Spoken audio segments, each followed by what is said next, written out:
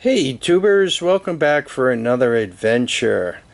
So, what are we going to be talking about today? Many of you have seen this quad before, but it is a 1985 TRX 250. Two-wheel drive, shaft. This particular unit was kind of a local purchase. It came from the Trailer Park Boys. It lived, I think, a bunch of its life in Orange County and was actually used on a farm there. By the time the Trailer Park Boys got it, it was very, very well worn.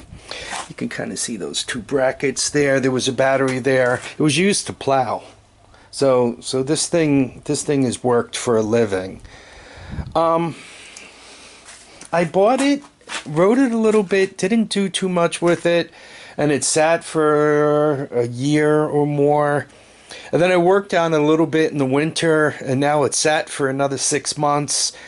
And I want to reintroduce this project for a couple of reasons. First of all, it's in the way, and I would like to get it started running, get the plastic back on it, and get it out of the way. So that's one item.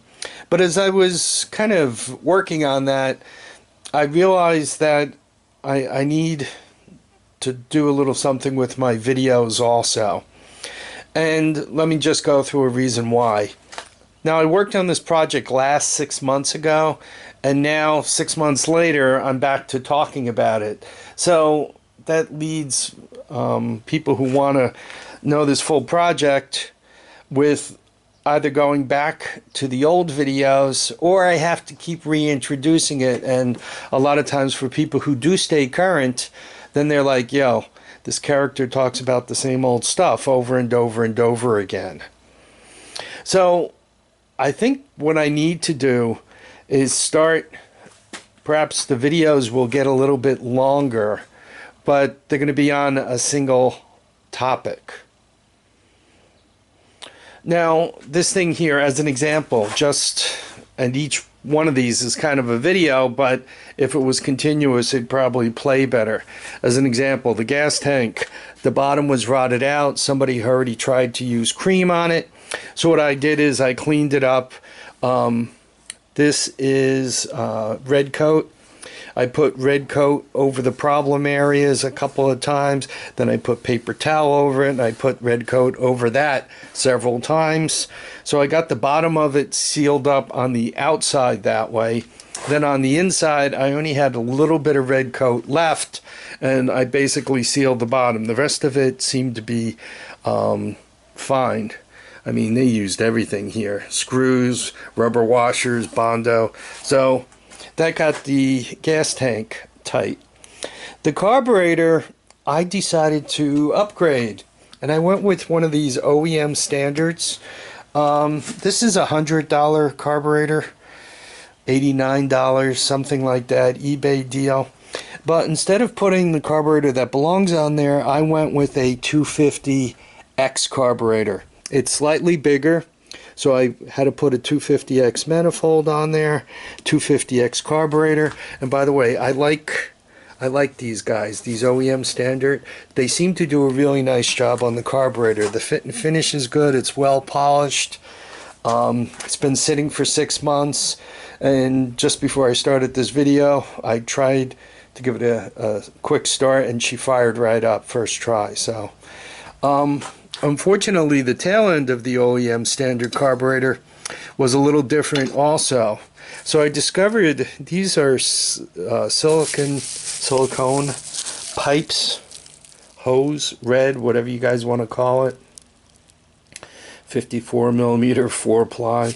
And if you watch the car shows, a lot of times you'll see them using these to hook up turbos and so forth, especially double turbos on those things, because you need to get the turbo someplace that'll fit, right? So I use that, and then to connect the air filter to that, I just have a small length of copper piping here, some copper drain pipe that was torn out when we redid the kitchen. I don't know, it's probably 1.5 inches.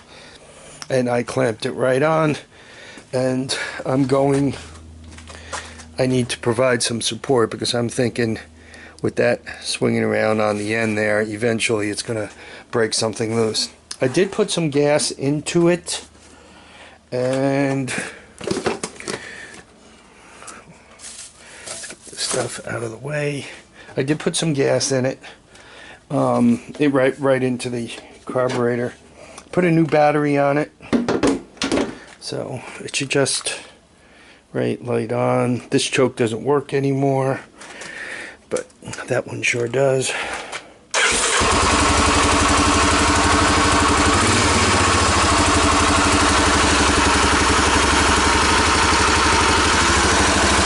So there we are.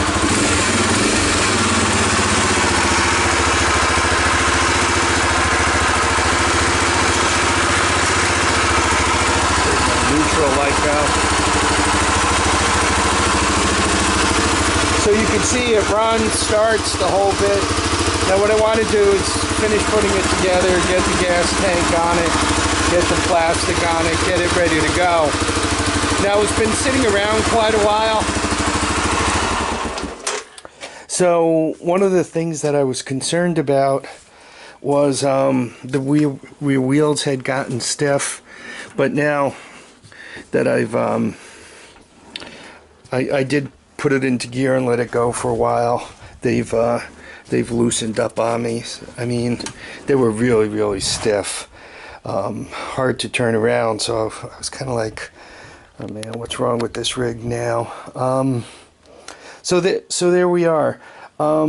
Basically, I wanted to reintroduce this thing. The second thing to tell you is there may be some longer videos, because once again, I kind of want to get on a project and stay on a project like the mule. I find myself, you know, I want to get on it, stay on it, finish it. And to work on the mule, I kind of need to make space in the garage. And to make space in the garage, I kind of need to get this out of here first. So that's one thing. Second thing, I check my YouTube's videos once in a while to see what's monetized and not. And whenever I find that they've, you know, unacceptable for all audiences, that kind of stuff, whenever I get hit with one of those, then I start checking them more frequently. I've discovered, you know, typically they knock one or two out. The view volume on them wasn't all that big, so I would typically just delete them. Now I find myself in a bit of a catch-22 situation because they hit a couple of my videos that have gotten quite a few views. And if one leaves them out there, if you watch the YouTube subscriber series type stuff, it says, well, if you have violations, we have a tendency to look at your channel. So obviously those things, I mean, they're not violations, but they're problems that YouTube has chalked up. So I really don't want to delete some of these higher volume videos, but if I leave them out there until they're cleared, my channel is kind of getting scrutiny, which their bots are pretty good at, you know, tagging my videos, which drives me into this cycle of you're getting scrutiny because you're getting scrutiny. But if I delete videos, you know, after a while, I mean, it's punching a hole kind of in my channel. So I'm not quite sure what to do with that. One of the nice things, when you get, I believe when you get to 10,000 subscribers, at that point, they kind of assign somebody from YouTube as a contact point. Right now, I'm a little below 9,000, so I don't quite have that contact point yet.